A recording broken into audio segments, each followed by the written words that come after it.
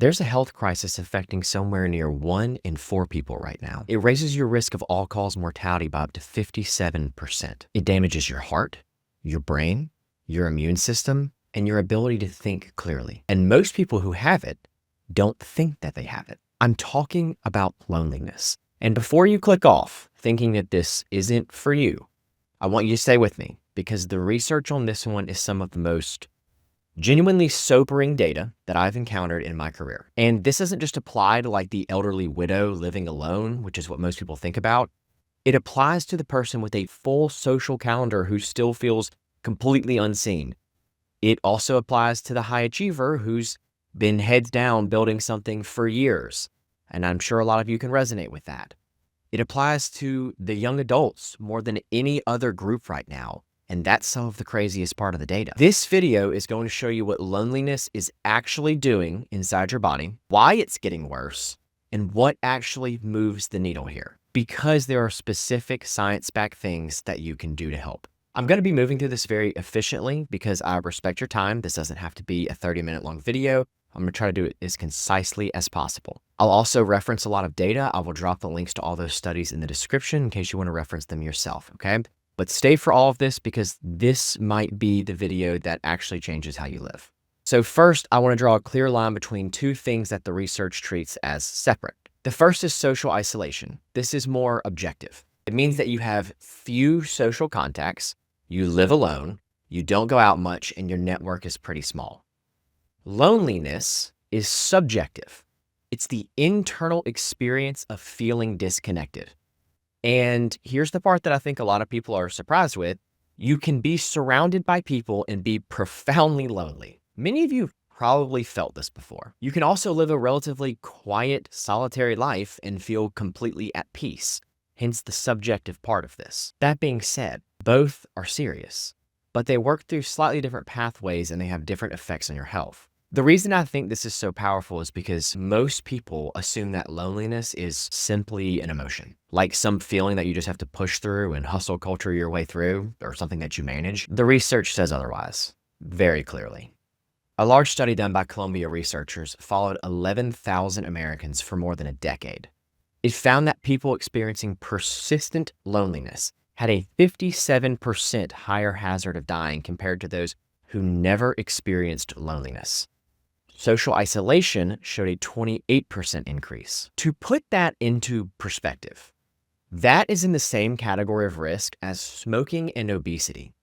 The American Heart Association has formally recognized both loneliness and social isolation as independent risk factors for cardiovascular and brain health. There's a separate meta-analysis that pulled together 35 studies involving over 77,000 people and confirmed loneliness as an independent risk factor for all-cause mortality. This was independent of depression, which is important because a lot of people just assume it's a proxy for feeling sad when it's being distinguished as its own separate risk factor. And then there's this one. A study published in the Proceedings of the National Academy of Sciences looked at cumulative loneliness, not just whether someone was currently lonely, but how many points in their life they experienced it. And what they found was a dose-response relationship. The more time points across your life that reported loneliness, the higher your risk of dying was. And it seemed to have compounded. Meaning sometimes it's not just a bad week or a bad year. Apparently chronic loneliness is literally a biological load that you're carrying forward. I, as well as many other physicians, have seen this play out, and we're particularly used to seeing that in the elderly. These people who have been quietly disconnected for years, not to some extreme dramatic degree, but they felt very alone, and you can tell that the body really kept score. What's so interesting about this, and kind of why I'm making this video, is we're seeing the trend switch to the younger generations, and that's what I'm going to talk about here in a minute. I also want to talk about what this is doing to your heart and your brain. This is where I want to get a little bit more specific with it, and I want you to understand the mechanism. Loneliness and social isolation are associated with elevated inflammatory markers, specifically IL-6 and C-reactive protein. Chronic inflammation is a driver of cardiovascular disease, cognitive health, and accelerated aging. When you're chronically disconnected, your body reads that as a threat. Your stress response stays elevated, cortisol stays higher than it should, and then there's a term called allostatic load, which is essentially the cumulative wear and tear on your body from like chronic stress over time, that builds up. That shows up in the heart. Studies show that social isolation increased the risk of stroke around 32%. It increases the risk of heart failure by 20 to 23%.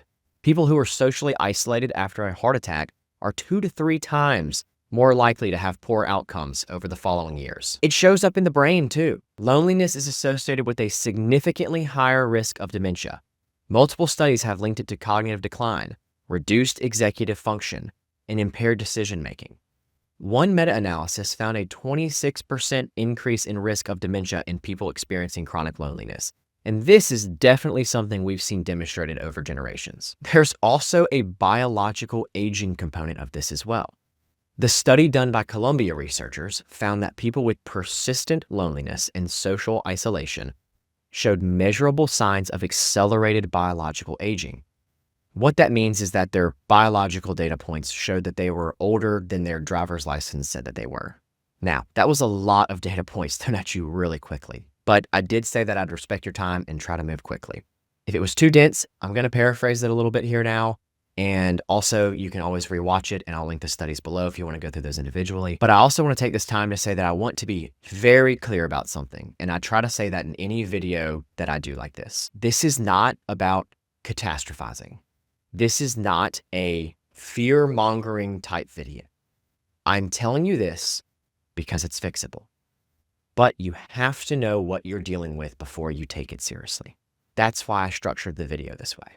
I want to touch on a point that I quickly touched on earlier, and this is what caught me as the most striking in all of this data. When most people picture loneliness, including how we talk about it and study it as physicians, they picture an elderly person living alone. And yes, social isolation is extremely common in older adults, around 1 in 4. It is incredibly real, it is incredibly documented, and it matters. But surveys are now consistently showing that the loneliest demographic in the United States is young adults, 18 to 25 years old. The generation that has more ways to be connected than any other generation in human history, and yet they are reporting the highest rates of loneliness. If you are not new here and you've seen my other videos, you know some of the factors that I'm about to talk about. The American Heart Association's scientific statement flags this explicitly. Greater social media use, less engagement in meaningful in-person activity, and less experience with emotional regulation. Young adulthood is naturally a period where identity is shifting and people are learning how to relate to the world.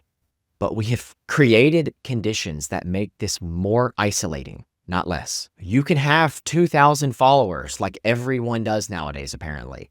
You can text constantly. You can be in a group chat with 40 people and still feel like no one actually knows you.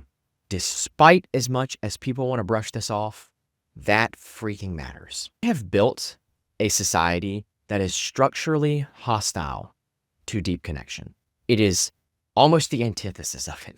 That is why I continuously on this channel try to push the importance of the fact that you have this one life. Please live it to your fullest, and I continually try to get you to think deeply.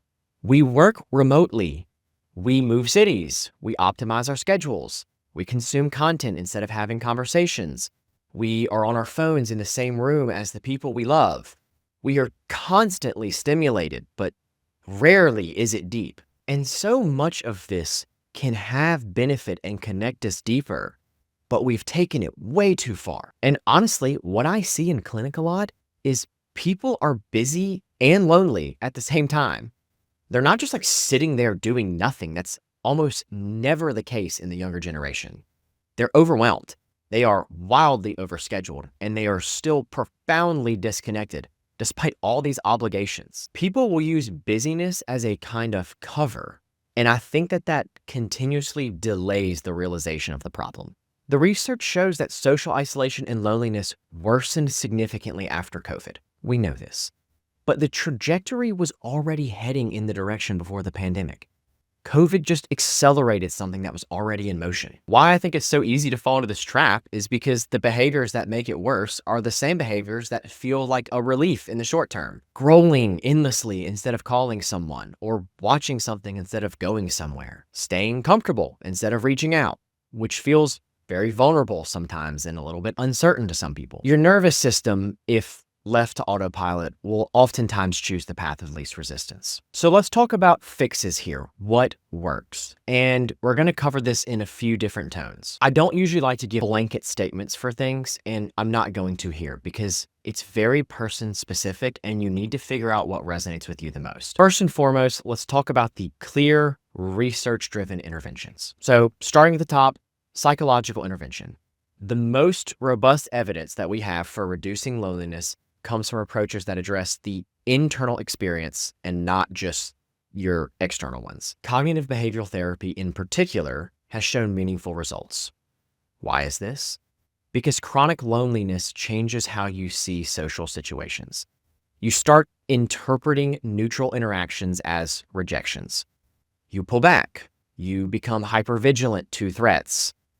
A lot of you probably really relate to that. Cognitive behavioral therapy can interrupt that pattern. And if you don't want to go that far, you don't always have to be in formal therapy to apply this logic. You just need to be doing the internal work as well, because sometimes adding activities to your calendar doesn't just fix this internal state that many of you might find yourselves in. As a little caveat to that as well, if anxiety is a really big problem in that, look into something like EMDR therapy. It's a different format and it can be very effective for high anxiety-driven issues. And second, quality over quantity. I cannot say that enough. This needs to be a consistent theme for you. Like I was saying earlier, the research doesn't just reward people with incredibly large social networks. It rewards people with meaningful contact. You don't need 50 friends. That honestly might be hard to keep up with. You just need a few solid people who you actually feel at peace with and connect with them often. And third, reduce the friction to real contact here. Phone calls will beat text. In-person beats phone calls, okay? The depth of interaction matters. When you're face-to-face with someone that you trust, your nervous system can genuinely settle in. I know that you've felt this before. Oxytocin, vagal tone, stress biomarkers, they all shift to the positive directions. You're not going to get like this scrolling again. I want to add one more tidbit, and I'm about to finish up here, but I say there's layers to this, right? It's very person-specific. The things that I just told you were obviously very research-driven and what I was pulling from the data. But I started there because I wanted to avoid the cliche, go join a group gym, go join a bowling team, whatever it may be, right? But it's not just this one-size-fits-all black and white thing. That helps so many people. It just depends on where you're at.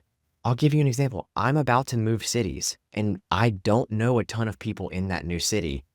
And honestly, my plan to meet people is to join a group gym setting, and I like to play pickleball. So I plan on joining group pickleball groups and things like that. A good church. That works for me. That's where I'm at. But this is not one size fits all, and I'm tired of people treating it that way. So now you have many options to try to feel out what would work best for you. There's also a bonus to this.